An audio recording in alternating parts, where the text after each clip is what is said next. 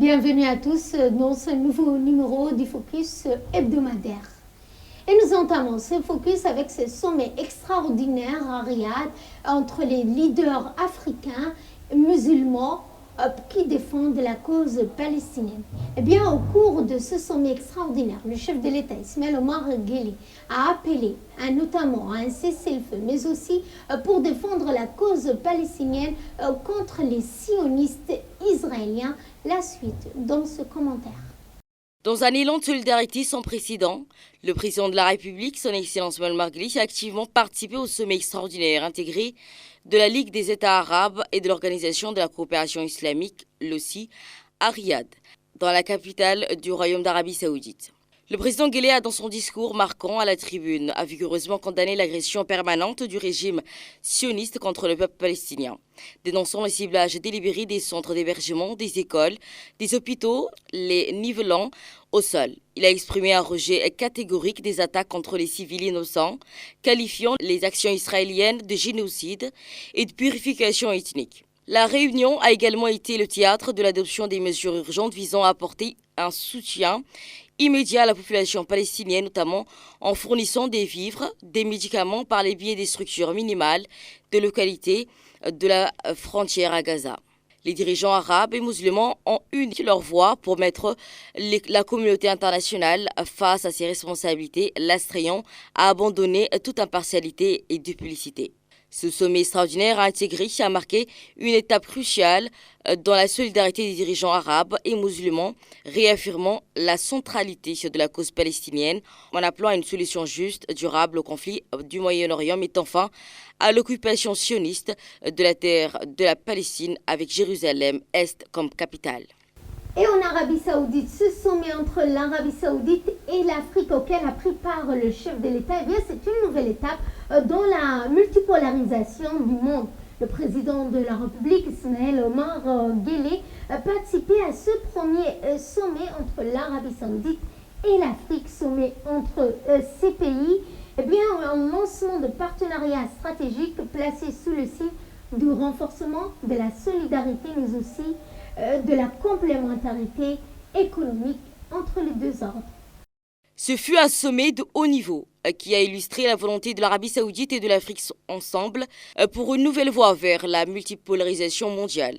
Cette rencontre d'envergure a marqué une étape significative dans les relations entre les royaumes d'Arabie saoudite et le continent africain, signalant un changement majeur dans l'équilibre des pouvoirs à l'échelle mondiale.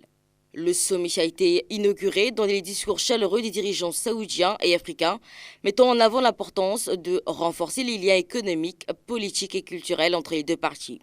Le roi Salman d'Arabie saoudite a souligné l'engagement de son pays envers le développement des partenaires mutuellement bénéfiques avec les nations africaines, soulignant la nécessité d'une coopération étroite dans les domaines tels que l'énergie, l'agriculture, l'éducation et la sécurité. Cependant, au-delà des déclarations officielles, l'importance stratégique de cette réunion réside dans le contexte géopolitique mondial en pleine évolution. Alors que les relations traditionnelles entre les puissances occidentales et le Moyen-Orient ont souvent dominé l'agenda international, ce sommet entre l'Arabie saoudite et l'Afrique reflète un déplacement vers une multipolarisation du monde. Les deux parties ont convenu de renforcer leur collaboration dans des secteurs clés tels que les infrastructures, les investissements et le commerce. L'Afrique, avec ses ressources naturelles abondantes et son potentiel de croissance économique, devient un partenariat stratégique pour l'Arabie saoudite qui cherche à diversifier son économie et à renforcer sa position sur la scène internationale. Par ailleurs, ce sommet marque un contrepoids aux influences traditionnelles dans la région. L'Arabie saoudite, en cherchant des partenariats avec l'Afrique, diversifie ses alliances et équilibre son positionnement géopolitique. Cette diversification est d'autant plus importante que dans le contexte des évolutions internationales récentes avec les nouveaux acteurs émergents remettant en question l'ordre établi. Le sommet de l'Arabie saoudite-Afrique s'inscrit dans une tendance plus large multipolarisation du monde, avec les nations cherchant à élargir leur réseau d'influence et à établir des partenariats stratégiques au-delà des alliances traditionnelles. Ces pas en avant de l'Arabie saoudite et l'Afrique pourraient bien marquer le début d'une ère où la carte géopolitique mondiale est redessinée avec de nouveaux acteurs jouant dans le rôle clé dans la construction de l'avenir mondial. Et dans ce qui a dominé l'actualité nationale de cette semaine, Djibouti à la conquête spatiale. Le premier nanosatellite à Djibouti a été lancé en orbite. La suite dans ce commentaire. Il y a quelques jours, une étape historique a été franchie dans le ciel de Djibouti. Avec le lancement réussi de son premier satellite opérationnel baptisé Djibouti AA, fruit de génie d'une équipe de chercheurs djiboutiens, ce nanosatellite a été propulsé vers les étoiles à bord de la fusée Falcon 9 des SpaceX, de la société de Elon Musk, depuis la base spatiale Vandenberg en Californie. Une réalisation qui témoigne du potentiel technologique émergent du pays. La collecte et la transmission en temps réel des données climatologiques destinées au Centre d'études et de recherche de Djibouti, CERD. Ces informations seront essentielles pour mieux comprendre les conditions météorologiques dans les territoires, y compris dans les zones isolées, difficiles d'accès, souvent dépourvues de couverture Internet. 10 étudiants triés sur le volet ont bénéficié d'une formation intensive. 5 se spécialisant dans l'assemblage, l'intégration et les tests, tandis que les 5 autres sont orientés vers l'ingénierie des systèmes spatiaux. Après une année d'apprentissage approfondi au CESAM, les jeunes talents ont été installés dans des laboratoires high-tech pour concrétiser le rêve spatial de la nation. Le premier nanosatellite achevé ouvre la voie à un second démontrant la capacité croissante de Djibouti dans le domaine spatial. Les deux engins ont subi des tests rigoureux dans des conditions extrêmes, garantissant leur fiabilité avant le grand voyage vers l'espace. Une prouesse technologique qui préfigure l'avenir de Djibouti dans l'exploration spatiale. Le prochain chapitre de cette épopée spatiale, Djibouti 1B, devrait être livré en janvier 2024, préparant son envol prévu en mars de la même année. Cette réussite, fruit d'une vision présidentielle d'investissement dans le capital humain et les partenariats internationaux, propulse Djibouti sur les scènes spatiales mondiales. Ainsi, le ciel n'est plus la limite pour Djibouti qui, avec ses réalisations, s'affirme comme un acteur majeur dans la conquête de l'espace, démontrant que le pays de la Corne de l'Afrique vise non seulement les étoiles, mais les dépasse. Et cette rencontre stratégique toujours bien, Djibouti forge l'avenir du BTP en créant une alliance entre le gouvernement et les entreprises pour la croissance et le développement économique du pays. L'Agence nationale de l'emploi et de la formation et de l'insertion professionnelle a récemment orchestré un événement majeur rassemblant des figures éminentes du gouvernement et du secteur privé pour une réunion de concertation sur les perspectives de l'emploi dans les secteurs du bâtiment et des travaux publics. Sous l'égide du ministre du Travail, cet échange a également vu la participation du ministre de l'Enseignement supérieur, le Dr Nabil Mohamed Ahmed, la ministre de l'Habitat et de l'Urbanisme, Amine Abdi, du président du Chambre du commerce, du secrétaire général du ministère du Travail, ainsi que des hauts responsables et dirigeants d'entreprises clés. Le BTP occupe une position centrale dans l'économie de Djibouti, jouant un rôle crucial dans la croissance économique, la création d'emplois et le développement des infrastructures vitales. La réunion consultative a servi de plateforme pour un échange constructif sur les défis et les perspectives liées au recrutement et aux compétences et à la formation au sein des secteurs BTP. L'objectif essentiel étant de la rencontre stratégique d'identifier les recommandations clés des employeurs dans les secteurs du bâtiment concernant les priorités en termes de compétences, de profils pour leur plan de recrutement au moyen et à long terme.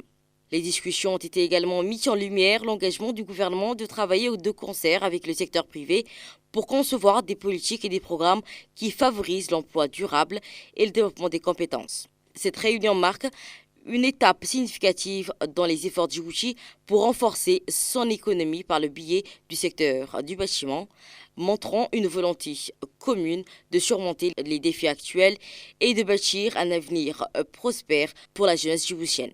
Les recommandations issues de cette rencontre serviront de base pour les actions concrètes visant à dynamiser l'emploi et l'insertion professionnelle dans les secteurs du bâtiment à Djibouti. La COP28 prochainement à Dubaï. Les compagnies pétrolières à la croisée du chemin entre engagement écologique et réalité financière. La suite dans cette séquence. La scène internationale se tourne vers Dubaï où la conférence des Nations Unies sur le changement climatique, la COP28, débutera à la fin du mois.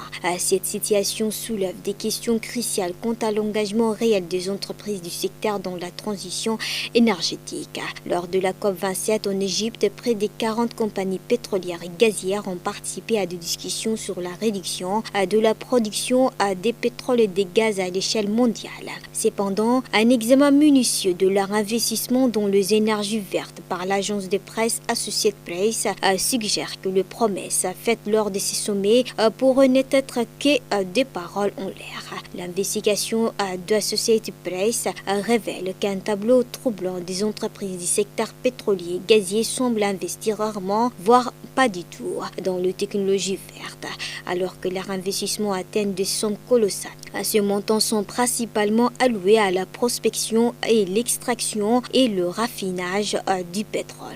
Beaucoup d'experts soulignent bien que les entreprises soient incitées à opérer une transition vers des sources d'énergie plus durables, elles se heurtent à la résistance des actionnaires. Certains des plans les plus ambitieux ont été abandonnés. Les actionnaires argumentent que cela entraînerait une diminution des profits sur les 5 à 10 prochaines années, tandis que la production doit être augmentée. Cela pose la question cruciale de savoir si les compagnies pétrolières et gazières sont véritablement investies dans la transition énergétique. Et cette solidarité qui s'organise du mieux qu'ils peuvent à Gaza, des cuisiniers se sont donc lancés dans cette activité de cuisiner des plats chauds, délicieux pour cette population au bord du gouffre. Chaque jour, une assemblée de cœurs bienveillantes se réunit munie des couteaux affûtés, de marmites bouillantes et d'une détermination à apporter un changement. Cette équipe de jeunes volontaires, chacun apporte ses compétences culinaires singulières et sa passion pour soutenir le l'air. En des moments cruciaux tels que celle-ci, où la nourriture détient le pouvoir magique d'unir les âmes et de tisser des liens et d'apporter un peu de réconfort, même lorsque les épreuves sont plus qu'épaisantes. Chacun investit dans cette cuisine une dose d'attention pleinement conscient que chaque plat n'est pas seulement un repas ordinaire mais une concrétisation palpable de solidarité. Cette initiative a également rallié l'adhésion de la communauté locale en Palestine. De nombreuses personnes ont généreusement offert leurs dons d'ingrédients et des volontaires supplémentaires ont rejoint l'effort pour étendre l'impact positif. En ces temps difficiles où tant d'âmes à Gaza ont perdu leur foyer, ces jeunes bénévoles offrent bien plus que de repas nutritifs. Ils offrent un œuvre et une épaule sur laquelle s'appuie et une démonstration vivante de la capacité unie de l'humanité à se soutenir mutuellement, même face à l'adversité. Et nous allons à Paris où les leaders africains étaient en France, à Paris, pour parler d'un plaidoyer résolu pour la coopération équitable entre ces pays. La suite dans cette séquence. En ce début du mois de novembre, le Forum de Paris sur la paix a ouvert les portes, accueillant une délégation impressionnante de chefs d'État et de gouvernements africains. Cette rencontre cruciale a été marquée par un appel vibrant en faveur d'un nouveau paradigme de coopération nord-sud, reflétant la détermination de leaders africains à redéfinir leurs relations internationales. Plusieurs chefs d'État ont pris la parole avec fermeté, exposant le dilemme auquel font face les nations africaines, contraintes de préserver les ressources naturelles pour des raisons environnementales. Elles requièrent néanmoins des investissements massifs pour leur développement. Ils ont également insisté sur la nécessité d'un changement d'état d'esprit chez le Nord, appelant à une compréhension plus profonde des besoins et des défis auxquels l'Afrique est confrontée. C'est la fin de ce focus de la semaine. Merci à vous de l'avoir suivi. Excellent week-end à tous.